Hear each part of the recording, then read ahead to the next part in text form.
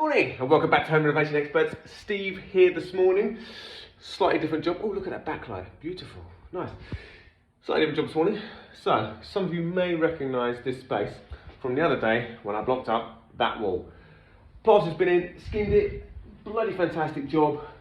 Smooth as a baby's bottom. Now, today's job is slightly more destructive, I think would be the way to say it. So basically, this kitchen has been in for, apparently according to the client, 40, 50 years. So it's kind of time for an update. So this lot is now all coming out. So today's video is all about destroying things. Now, who doesn't like a bit of destruction? It's got to get worse before it gets better. That's what they tell you. So the plan will be, I'll get all the top units off first, get them out of the way. Then I've got the gas safe guy coming Thursday, it's Tuesday today, I'm not here tomorrow. So what I'm going to do is I will temporarily just chop this bit of the worktop out, chop it across there, the circular saw, leave that in situ, leave it in play until he can get out and do that. But the rest of it can all be done, can isolate the hot, the cold, the waste, all that kind of jazz. And basically, yeah. Now the other thing that's going to be coming out is this wall. Okay, so this is going to be completely opened up, which is going to make it a lovely space. I mean, it's going to be quite big, is it 7 meters by 4? So yeah, it's going to be a big old space. So basically the kitchen is going actually majoritively in here with this sink and stuff just staying in this section here. So yeah, that's going to be a plan. Get the kitchen physically ripped out, job done. Then start planning on like taking them all out. There's a radiator on this side, so that has to be like capped, dropped, and fun for me is actually chased into the floor, so I'll have to like chase around there, and then we're going to move it from this wall over to that wall. So there's going to be like all the main stuff is going to be there. The oven, there's going to be a little island that comes off of this section here in the middle, and then the radiator is going to go over here somewhere. So not too bad. It's going to be basically kind of in line with where it is over that way. So yes, so then the plan for the rest of this week will be stripping out the kitchen, getting the wall out, getting the radiator disconnected and the pipes moved over here ready, and that is it. So this kitchen's not actually being fitted by me, so don't get too excited. It's going to be Wix. Yeah, Wix are going to supply this one, but I'm doing all the fundamental big stuff to get it ready for it. So like I say, rip it out, wall down. I'm putting down the new floor all the way through, fully decorated. My plaster's come in to plaster the ceiling all the way through as well, because this one currently is Artex, which is lovely jubbly, and this one is smooth. But it's just going to flow all the way through once this wall's out, make life a bit easier. But because of the timings, and because Wix is kind of doing the electrical side as well, and they're doing obviously the fit, I can't really do much else until it's all ripped out and stuff. So normally what I'd like to do in this situation is get it all ripped out, get a brand new flooring in, skimmed, electric's done, and then painted, then they come in and put the thing in. But because they're now doing other bits and pieces, which wasn't originally part of the plan, it's kind of moved everything along. Because now the plasterer, for example, has got to come in after they fit the kitchen, which is just a total pain in the bum. But it is the way it is, right? And that's what we do. We work with our clients, not against them, and we get things done, we make things happen, because basically they're awesome. Also, this client is exceptionally awesome because I've done a lot of work for you. Lovely Sally, you get a shout out for that. So yeah, it's going to be a good one. I like it here. So yeah, stop waffling, crack on, and let's get this bad boy done. So when I'm ripping out the kitchen, you can see, one deck of units is done and dusted. So the way I generally tackle it is that basically, I take all the doors off first on one flank. They all fit slightly different. Two trains of thought here, you could just go at these things with like a hammer. But to be honest, 9 times out of 10, it's just quick to actually undo the screws and then just do what you've got to do. So like these ones, they're kind of wedged because of like plastic things. Give it a little twist, off the door comes, stick it to the and then do that to all of them, because then what you can do is, where is it? Oh, this one hasn't got extractor, but basically, you can just see there'll be like screws that hold the units to one another, just there. Get those out, and then basically I'll take this one out at the end, then this one, and just follow the flank down, because you'll be amazed. That some people, for some reason, will go, oh, I'm going to take this one out. So why take the middle one out? It's just like difficult. Or difficult if you watch a bit of Bingo and Bluey, which I do. It's like the end way forward, but get all the doors off, happy days. Makes life a bit easier. You can see here, there's some of the old lights at the top. They've just been cut, so I'll just get that down and disconnected. Like I said, I'll take them all out, I'll show you how to like safely disconnect stuff and make it all ready for you. Apart from that, I'll get these bad boys out. So when it comes time to like taking out the oven and stuff like that, always make sure you isolate the power first. Now, this is where, like, when modern kitchen regulations come in, this is what just makes life a lot easier. there should be an isolator here, right, okay? So you should just be able to flip a switch, turn it off, remove it, disconnect, job done. This one though isn't, it's donkey's years old, so it's just like 2 plates. I have no idea which one is which. So I flipped off the switch to the kitchen ring just to shut down everything. So I know it's not flashing, I can safely remove it. But when it comes to these things, there's a couple of screws just at the front. There'll be a couple down here, and then all you need to basically do is just wiggle this whole thing out. They're not complicated. And then once I get to the back, I can see which one of the wiring goes into which one of those, then I can safely disconnect it, and then out it goes. So there you go, that's all out, stuck it in the room temporarily. I'll stick it in the garage, I can flog that. Before you start ripping out the big units as well, always have a look under to see what you're looking at, because you can have services around here, you can have gas pipes, you can have water or whatever, and if you just start dragging this out, you start hitting things and damaging pipes and creating leaks, which is a pain in the arse. So have a look under. I know there's nothing underneath there, so I can get this big unit out, no worries. And if I come over here, I can see that the gas supply is there behind the leg, so I know this unit can just come straight through, straight out, no bother at all. I'll double check underneath this one as well, because this is a sink, so there will be some services underneath there, and I don't want to damage nothing. So yeah, right, that bit's done. Let's get this bad boy out. Also, another really handy tip is never underestimate the ability of a wheelbarrow, okay? I just keep one there, so when I'm taking doors and stuff, I put them down to the side where I'm working, and then kind of as I'm clearing up, put them in there, just load it, just strip it out, and just whip it around. So, you know, it sounds simple, but it's what the challenge is about. It's helping, there's little things that help people as well. So, load it up, take it around to the skip, job done. So that's now full, so I'll go do that. And yeah, do you remember these things? Those things were quality back in the day. I think the door doesn't work and function very well now, but that's been working for like 40 odd years, so fair play to it. I much prefer the new versions, which kind of like the kind of kidney bowl ones that kind of come out and then go back in again, beautiful smooth motion. But then again, I suppose in like 40 odd years, people ripping those out going, what are they thinking with this stuff? I don't know. We'll find out in 4 years, won't we? Anyway, I'll get this emptied.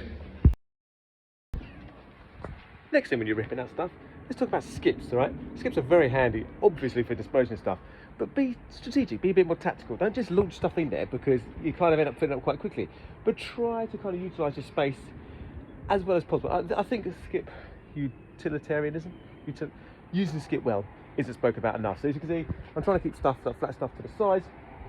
You've got the old carpet, what is it, the underfloor in there at the base. That, because obviously this is all going to get crushed down because when I take them all out, it'll be a lot of bricks. So it's going to fill up nicely in the centre. And that's just another little top tip. You know, if you just launch stuff in here and, for example, you don't smash stuff down. I forgot to bring my hammer out, so I'm just going to put those in full size. I'll smash them up because you put all the units in as is, higgledy-piggledy, you'll fill up in no time. So smash everything down, makes life a lot bloody easier again. So here I am under the sink.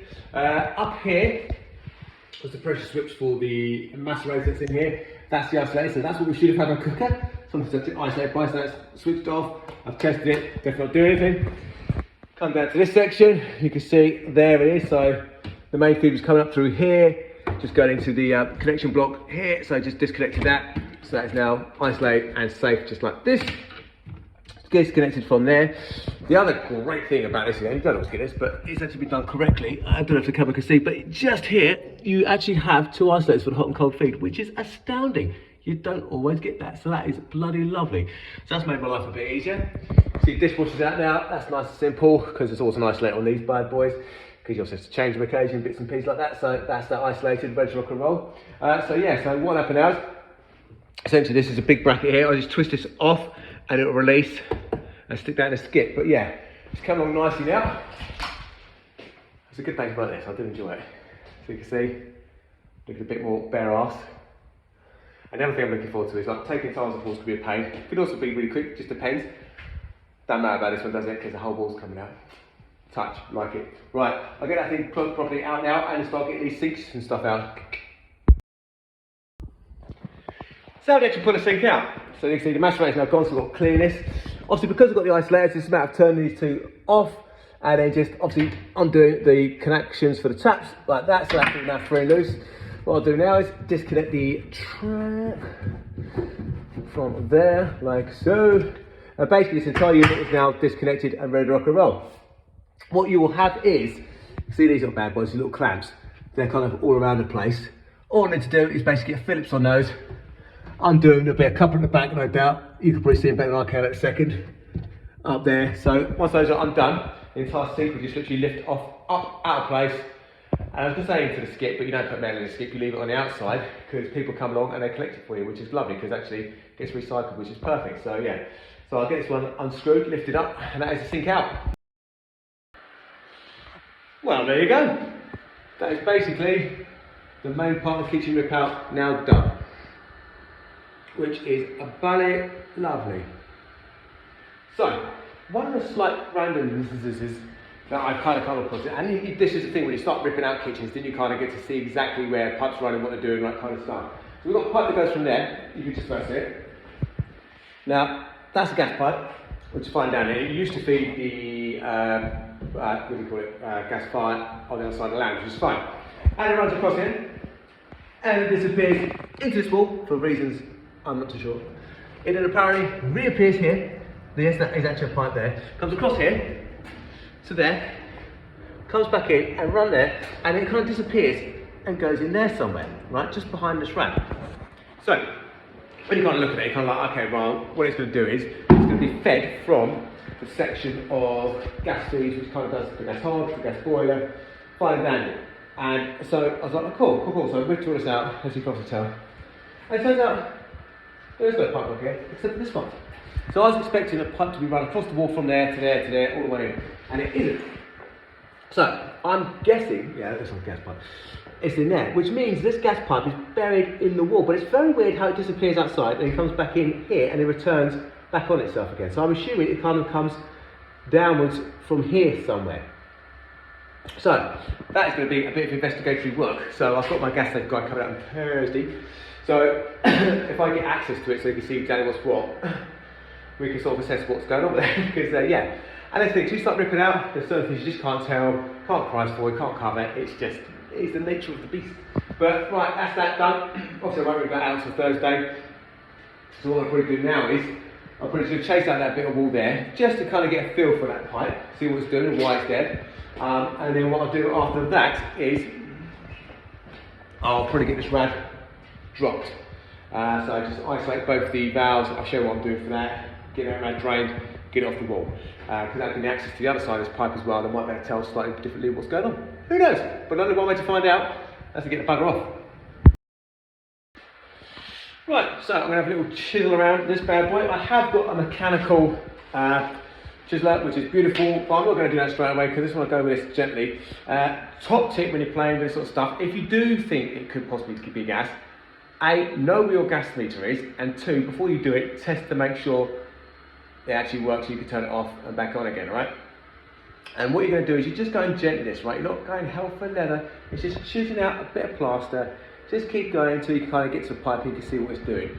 This is easy stuff, just don't go mad at it, alright? So, hammer, chisel, my special chisel, this is the abused one. You can tell this gets used for all kinds of belting and smacking and stuff. Useless for woodworking, epic for this. So I'm going to have a little chisel at this, I'll show you what I've got to in a second. And my suspicions were correct. So, there you go, you can see it's now, so it's coming down here, not going a particularly straight line either, so it's going into the floor somewhere over here. So, I should start with this. I've now got a whack out, because once I kind of figured where it was, I could then use the mechanical tool just to kind of nibble around it, to kind of give me better access, because I know I'm not going to be anywhere near it. So you can see it's all tied in there, which is beautiful. So what I'm going to do is expose all this section here, dig out the floor a little bit as well. So that'll give the gas safe guy, Jim, a chance to actually cap it, because when it's capped under the ground, because obviously if we capped it above the ground, then in the middle of the floor you'd have a thing you're tripping over all the time. Well, that's not going to be very good, is it? So yeah, so that pleasing. So, but I'm doing the hard work, so Jim, you're welcome. So I'll get this all exposed across here as well, get it all done, chase that down there, and then yeah, try and give them enough space that you can actually get in there, get it soldered and get it sorted. So a bit more digging required. I feel like, do you remember that program, Time Team? It's a Time Team with Tony Robinson, the guy from Baldwin from Blackadder. I feel like I'm on that, because basically I'm just chiseling out and seeing what's what now. Give my little brush, and I brush very delicately. And I do believe we found a very ancient, very old gas pipe. Didn't know the impersonation. That wasn't of him, by the way, just before I get complaints, it's just a silly voice. But right, what I can do now is, now that it's coming in this direction, what I can do is chase a big space here, because I know you can easily get in there, you can get it cut, you can get it soldered, get it covered up, boom, done. And then that's all dead and sorted out. So yeah, I'm going down deeper underground. Let's clean this lens up, put a bit dirty. There you go. Right, there you go. That is it now, beautifully exposed, hand easily around it, no problem at all. I've dropped him a text message because it does have a text message, so disconnect that and also cap that as well. So there you go, he'll have to get back to me and be alright with that. So right, now the plan is going to be to drain that radiator next door and see where I get with that. But not before I have a spot of lunch. Right, time to drop this rad. So, what I've done is, on this valve here, I've just made sure this is done up nice and tight. It's a brand new valve, which is perfect. Also, I know it's a new valve because obviously it's a new radiator, so they've extended the pipe, which is perfect. So I've actually got a nice layer there, which is always nice. It's a full bore isolator, so there isn't any pressure, which is amazing. I've turned it off there. You know what? I'll turn it off there as well, just for the heck of it. Just for 60 views. Over here, got thermostatic valve. So what I do is I'll turn it up to maximum, then I hand tighten it because sometimes you get loose, okay? Which is a bit of a pain. So if that's a bit like that, it's not really going to be as effective at shutting it off. So what you do is turn it up to the maximum, do it up finger tight, that is all you need. Whack it down to not frost because it'll still leak. 0 is off. Frost just means it trickles through, so if you get like, you know, if you've gone away for a couple of days or whatever, you don't want the house to get frozen, it'll still come on, but boom, that is fully off. So when I take this off, drop the radiator, that will not leak from there anymore. So the way I'm going to do this is, I have a wet vac. It's Charles, who's very happy. He's also happy to be working with me. We go on, right? So I'm basically going to open up this nut here. I'll then turn off the vacuum, wet vac on, suck there, and just let that drain into there. When I kind of feel like I've taken like the pressure off it a bit, so like water's come down, sort of down there somewhere or whatever. I mean, you can't see it, you have to guess. I'll then get my little bleed key, put it in there, and open up this valve, which will allow air to pass through into the radiator, which will make the draining that much faster. Because you don't want to be sat here all this on the day, and it's quite a big rad, so it's going to take a minute anyway. This will probably fill up Charles a couple of times actually. So what I'll do is I'll get that position, I'll get my my pliers, open that bad boy up, and just let the water drain through. I won't video this bit particularly because it's quite a noisy job, and I'll just listen to music instead. But I'll share the results once it's done. Right, folks, so this radiator now pretty much is done. There you go, this is a teeny bit of residual water coming out now, so I'll just let that drip into the tray for a minute. The valve is open. It's taken flipping forever to enter this bit thing, but the good thing was that actually, is I was to wedge this part on this side, in between that joint. So literally, I've just put the tray there, let it keep sucking out at its own pace. It's been going very, very slowly, but it's basically there now, which is great. But it's meant, because I have to automatically have to do it, there's a few bits of kitchen I managed to put in the skip as well. I've ripped out the door lining and the door.